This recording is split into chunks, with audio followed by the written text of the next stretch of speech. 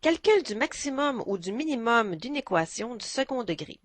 Partie 1 à partir de l'équation. Dans cette capsule, nous verrons comment calculer le maximum ou le minimum d'une équation du second degré. Tout d'abord, nous verrons comment le calculer à partir de l'équation représentant la situation. Et dans la deuxième partie, nous verrons tout d'abord comment mathématiser une situation à l'aide d'un tableau de données, puis nous calculerons le maximum ou le minimum de l'équation.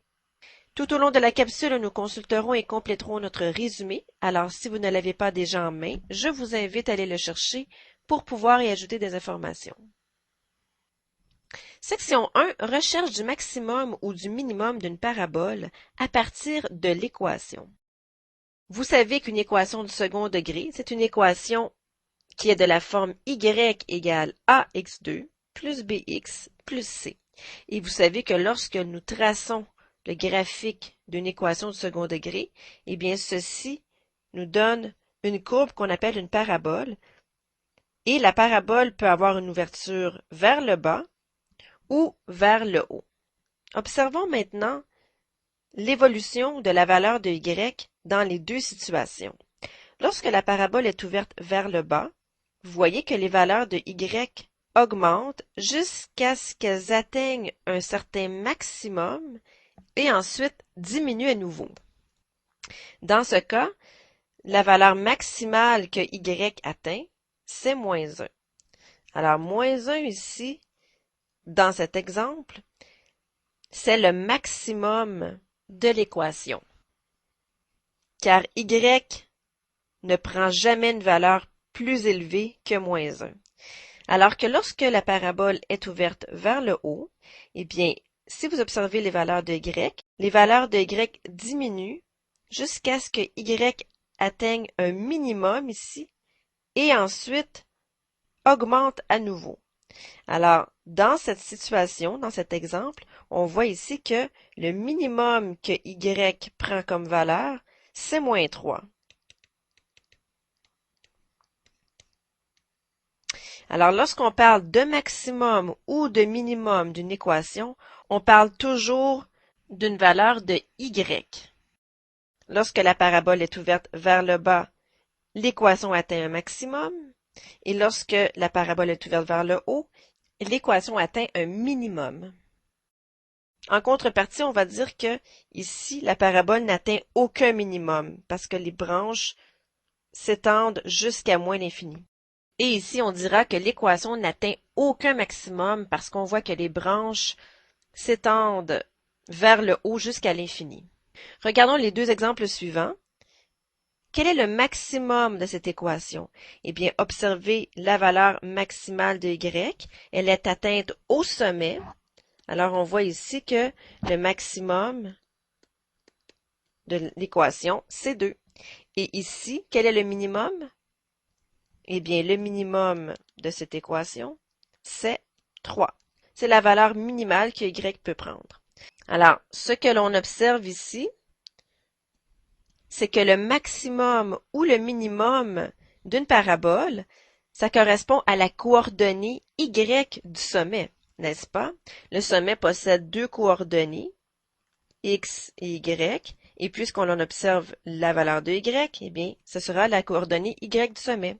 Donc, vous savez que les coordonnées du sommet se calculent en appliquant les formules suivantes, moins b sur 2a pour la coordonnée x et moins delta sur 4a pour la coordonnée y, où delta, comme vous savez, c'est la valeur de b au carré, moins 4 fois a fois c. Vous avez appris ceci dans une capsule précédente. Donc, le maximum ou le minimum de l'équation se calculera en appliquant la formule moins delta sur 4a, parce que le maximum ou le minimum, c'est la valeur de y du sommet, tout simplement. Voilà. Lorsqu'on parle de maximum ou de minimum, on parle d'extrémum. Lorsqu'on parle d'un extrémum, on parle d'un maximum ou d'un minimum. Et concrètement, qu'est-ce que ça veut dire? Eh bien, si l'on reprend notre exemple de lancer du ballon, il peut être très intéressant de savoir quelle est la hauteur maximale que le ballon atteint. Alors, dans ce cas, on sera intéressé à calculer justement le maximum de l'équation qui correspond à la coordonnée y du sommet. Et on pourrait se demander également si x représente l'axe du temps, en combien de secondes depuis le début du lancer le ballon atteint-il sa hauteur maximale? Alors dans ce cas, ce qui nous intéresserait serait de calculer la coordonnée x du sommet, le moins b sur 2a. D'accord? Et ici, pour la coordonnée y, c'est le moins delta sur 4a. Alors, dans les situations qui se traduisent mathématiquement par une équation du second degré, il arrive très très souvent que l'on ait à calculer le maximum ou la coordonnée x pour laquelle ce maximum est atteint. Voilà. Alors, avant de passer aux exercices, nous allons inscrire les informations sur notre feuille résumée. Alors, nous avions déjà inscrit les coordonnées du sommet sur notre résumé. Vous pouvez indiquer que la coordonnée en Y correspond à l'extrémum, c'est-à-dire soit le maximum ou le minimum de l'équation, et que moins b sur 2a correspond à la coordonnée x qui maximise ou qui minimise l'équation. Je vous laisse un moment pour transcrire ceci, mettez la vidéo en mode pause, et nous allons voir comment ceci s'applique dans des situations concrètes. Exercice 1. Alexandre effectue un plongeon à partir d'un tremplin. On peut calculer sa hauteur en mètres au-dessus de l'eau à partir de l'équation y égale moins 3x2 plus 4x plus 2, où x représente le temps écoulé depuis qu'il a quitté le plongeon en secondes. Calculez la hauteur maximale qu'Alexandre atteint en mètres. Arrondissez au dixième près. Je vous laisse faire cet exercice, mettez la vidéo en mode pause et je reviens ensuite avec la solution. Solution de l'exercice 1. On cherchait ici la hauteur maximale. Tout d'abord, vous deviez faire une petite esquisse du graphique. On disait que la hauteur en mètres était calculée ici en fonction du temps. Alors, sur l'axe horizontal, on plaçait le temps en secondes et sur l'axe vertical, on plaçait la hauteur en mètres. Au départ, Alexandre se situait à une certaine hauteur. Ensuite, la hauteur augmentait, atteignait un certain maximum et diminuait. Alors, si l'on cherchait la hauteur maximale, on cherchait la valeur maximale de y, c'est-à-dire la coordonnée y du sommet. Et vous savez que le sommet a pour coordonnée moins b sur 2a, moins delta sur 4a. Donc, pour calculer la hauteur maximale, il fallait calculer la coordonnée y du sommet, c'est-à-dire moins delta sur 4a. Alors, c'est moins le b2 moins 4ac sur 4a. En remplaçant les paramètres par leur valeur, on obtenait ici 3,3 mètres. Donc, la hauteur maximale est de 3,3 mètres. Voilà. Exercice 2.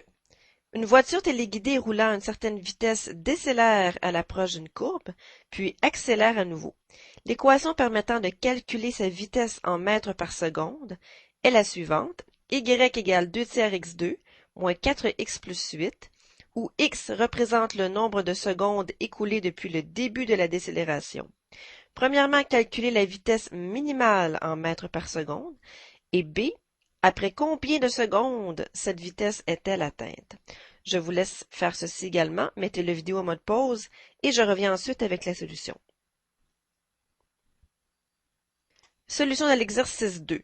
Premièrement, une petite esquisse du graphique. On a la vitesse en mètres par seconde qui est calculée en fonction du temps, parce que y est défini ici en fonction de x. Alors, la vitesse de la voiture diminue jusqu'à ce qu'elle atteigne un minimum et ensuite augmente à nouveau. On cherchait la vitesse minimale La vitesse correspond à la variable y, c'est-à-dire que l'on cherche la coordonnée y du sommet. Alors, encore une fois ici, le moins delta sur 4a, en remplaçant les variables par leur valeur, on obtenait ici 2. Alors, la vitesse minimale est de 2 mètres par seconde. Ensuite, après combien de secondes cette vitesse est-elle atteinte? Cette fois-ci, on cherchait le temps. Le temps est représenté par la variable x dans l'équation, donc on cherchait la coordonnée x du sommet. Donc, on avait à calculer x égale moins b sur 2a, donc moins 4 sur 2 fois 2 tiers, et on obtenait comme vitesse minimale 3 secondes. Voilà. Ceci termine la capsule. Voici à nouveau le résumé. Donc, lorsqu'on parle de maximum ou de minimum de l'équation, on parle de la coordonnée y du sommet, moins delta sur 4a. Et le moins b sur 2a, eh bien, c'est la valeur de la variable x qui maximise ou minimise l'équation. Sur ce, je vous souhaite un bon travail.